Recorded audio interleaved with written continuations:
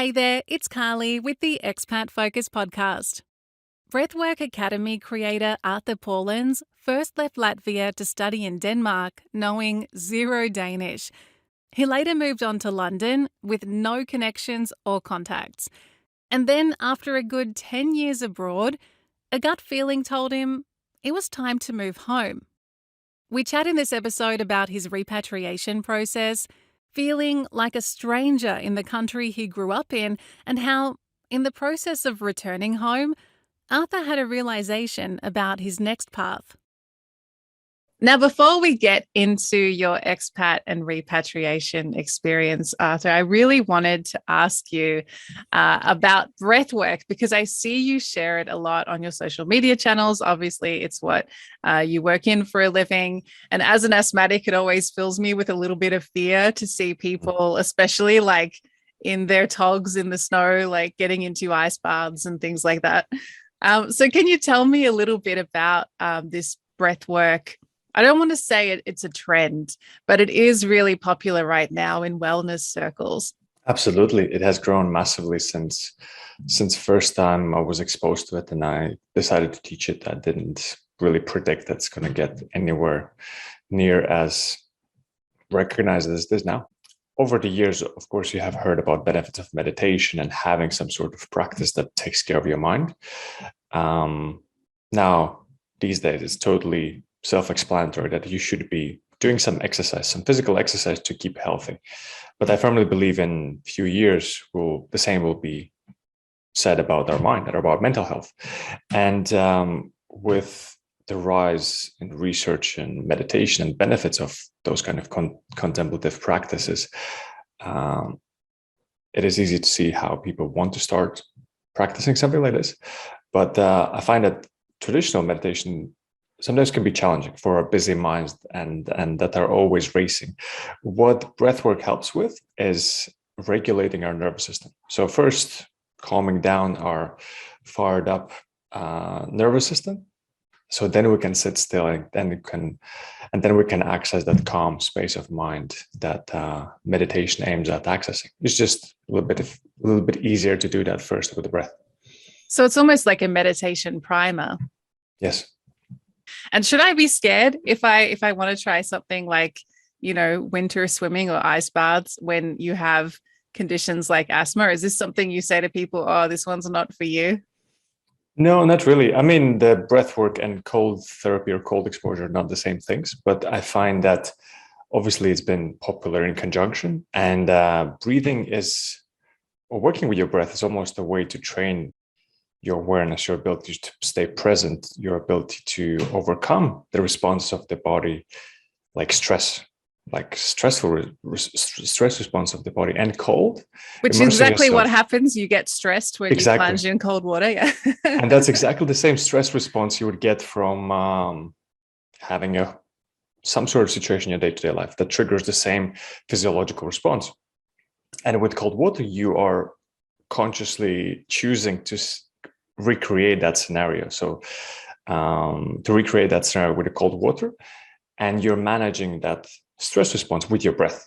And that's almost like a way to train yourself and become more resilient when stress inevitably hits in your day-to-day life. I like that idea of building up my resilience to stressful situations. But we're going to speak today about your expat journey and the fact that you've recently decided to return to where you're originally from, which is Latvia. So first, can you tell me when and why you moved abroad? First, I moved abroad when I was about 20. I was just finished high school in Latvia, and I decided to move to Denmark to study university in Denmark and continue my education there. So I spent about 4 years studying in Denmark, also spent a bit of time working.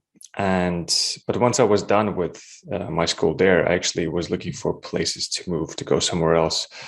Because I just wanted to explore different areas of the world, and London at the time seemed like the most obvious option. It was close by. It was still in Europe at the time, and and it wasn't too far, so it was pretty easy to move there. And with my limited budget, I knew that the worst case scenario, I could, if it all goes badly, I can just hitchhike back to Latvia. That was my escape plan.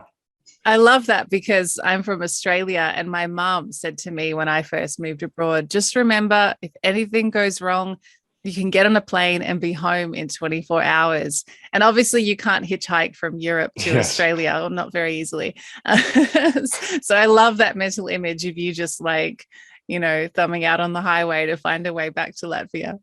And when I did move to London, it's a bit of a rite of passage for Australians to spend a couple of years abroad. But I know people from Baltic countries have different motivations to immigrate, and sometimes it's not necessarily just for a short period of time. So can you tell me a bit more about your motivation? Did you see it as something you would do in your life and not necessarily come back? Yeah, at the time, I didn't really have a particular plan. And obviously, coming from Eastern Europe, a lot of people are leaving the countries to find better paying jobs, better opportunities, and just better quality of life compared to a lot of countries that are post-Soviet countries. And a lot of people are looking for a way out in some ways, right? And so it was really difficult to predict how life will turn out. And but it was very different moving from the country I came from, because to be honest, the word expat didn't apply to me. I was an immigrant.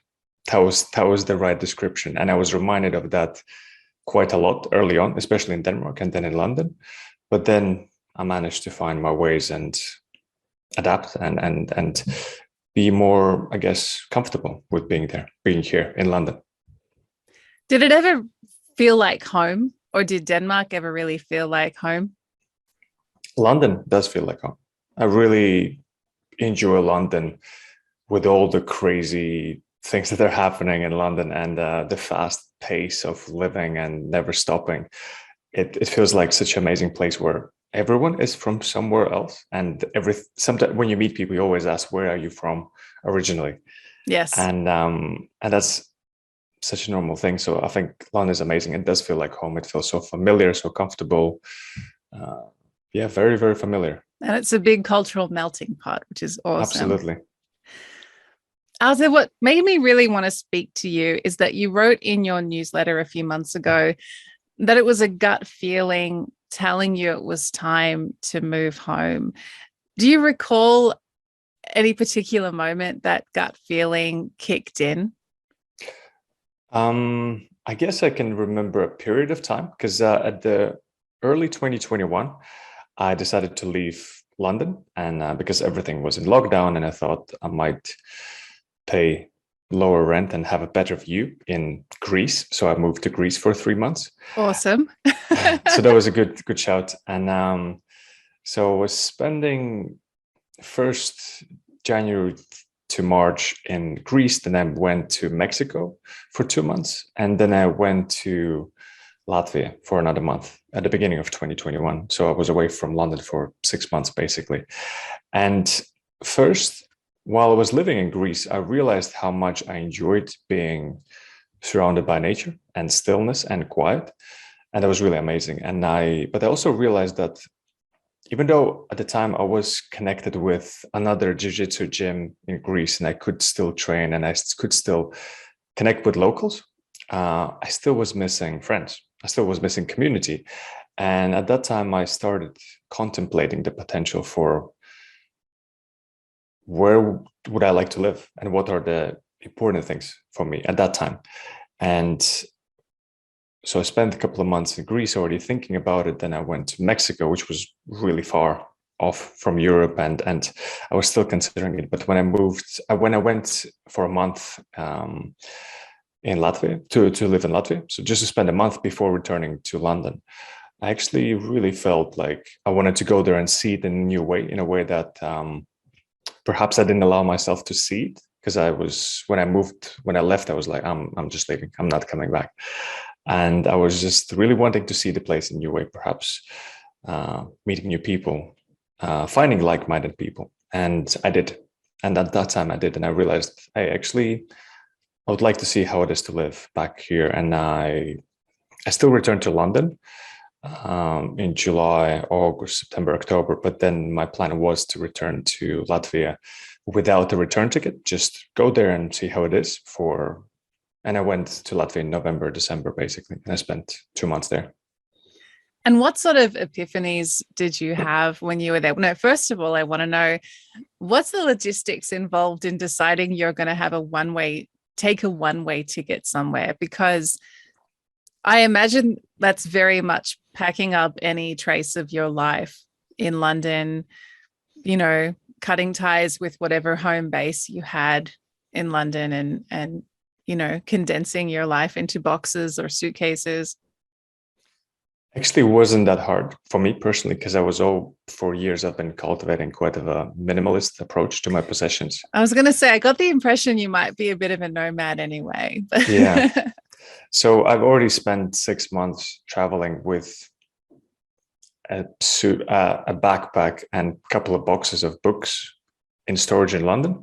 So basically, when I returned and I decided to move to Latvia, all I needed to do is gift my books to friends that I thought were worth gifting, and send a couple of memorable things to my parents' home in Latvia. And that was pretty easy to do. So I was kind of already moving in that direction throughout the years, already having very minimal possessions. But then over the course of pandemic, when I was kind of traveling more and more, I actually thought that having a light footprint would be advantage in such uncertain times. So I kind of was moving in that direction anyways. And when you had left Latvia a good decade earlier, had you really suspended your life there? So when you came back, did you kind of have to reactivate accounts and re-register in places, or was it like slipping on an old shoe, I guess? It was interesting. It was worrying for me to return back, because I literally knew just 5 people, 5 friends, or a very limited amount of friends. Because when I moved originally, I realized at the time, as I was integrating in Denmark and then I was integrating in London, I realized for me to fully be in the place I am living in present, I need to integrate, and I cannot hold on as much to my previous culture or just hang out with Latvians, right? And I kind of made that conscious decision to just move forward and look forward instead of holding on to something behind me.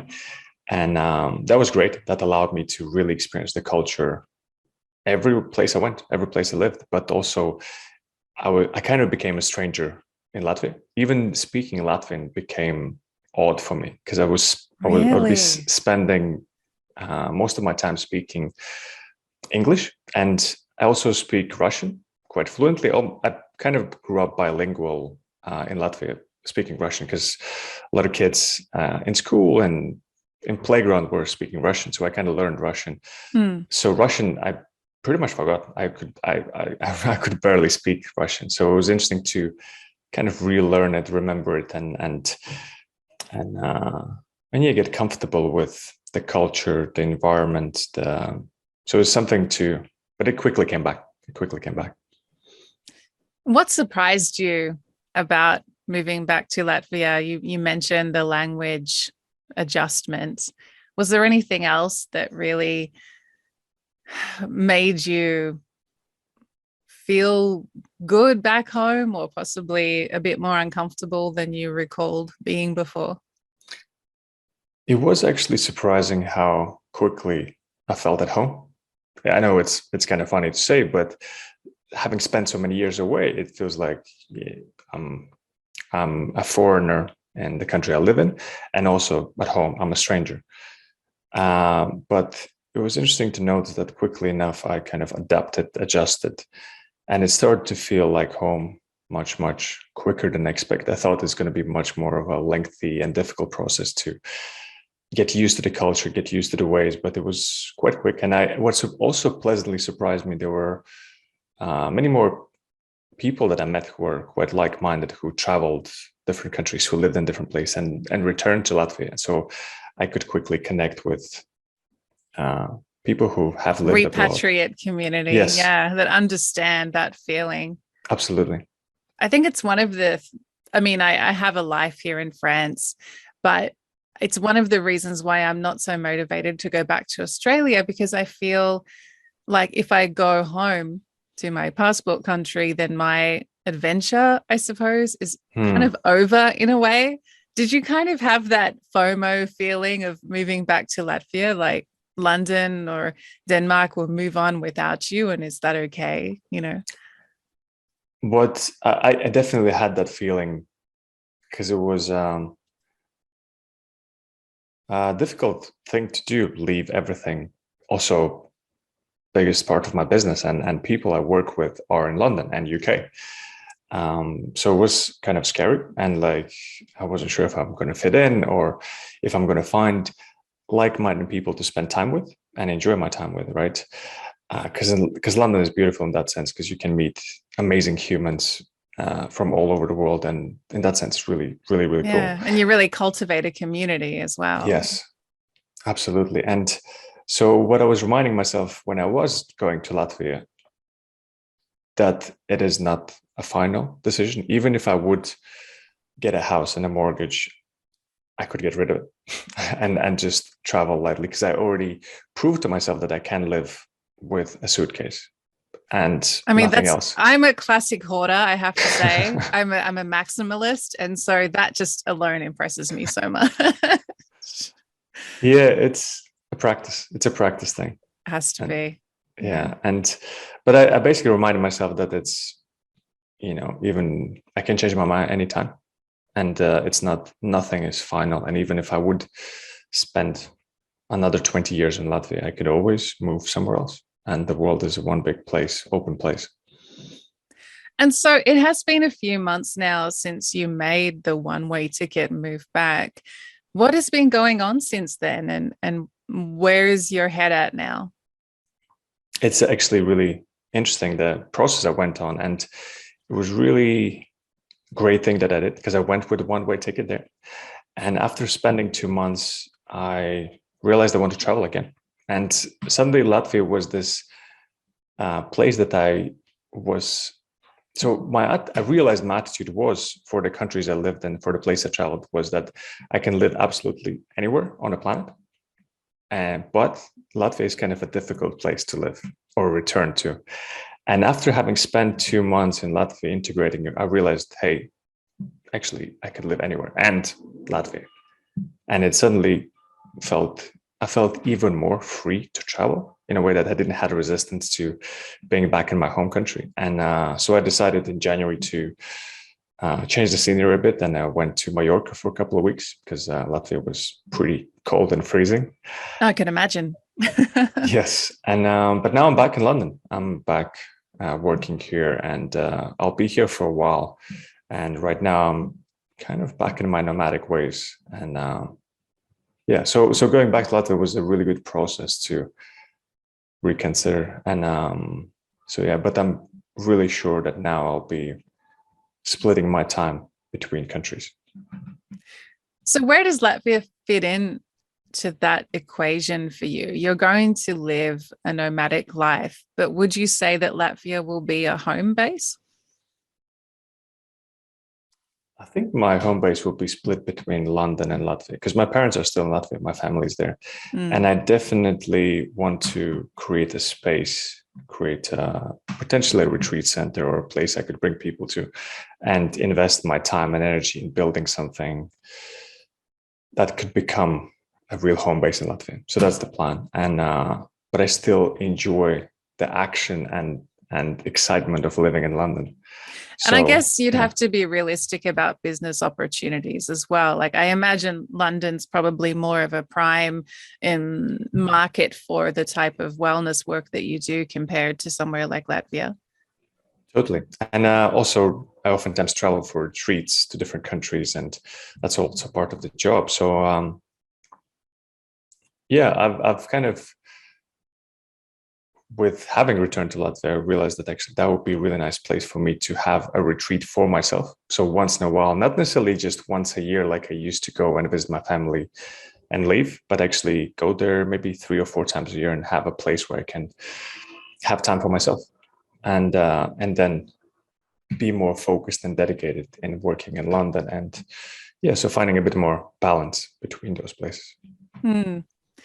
Arthur, just finally, I'd like to know, based on your repatriation experience, what advice you would offer to others, particularly from Baltic countries, where there has been a bit of a trend since COVID and Brexit for various reasons of people returning.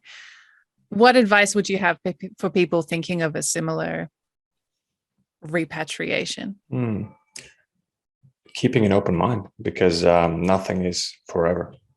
Like, even big decisions can be changed. Your mind can change anytime, and my advice would be not to hold on too tightly and not to put too much pressure on yourself, because you can always change your mind, move, figure things out. Nothing is final. Well, thank you so much for sharing your experience with us today on the Expat Focus podcast. Thank you for having me.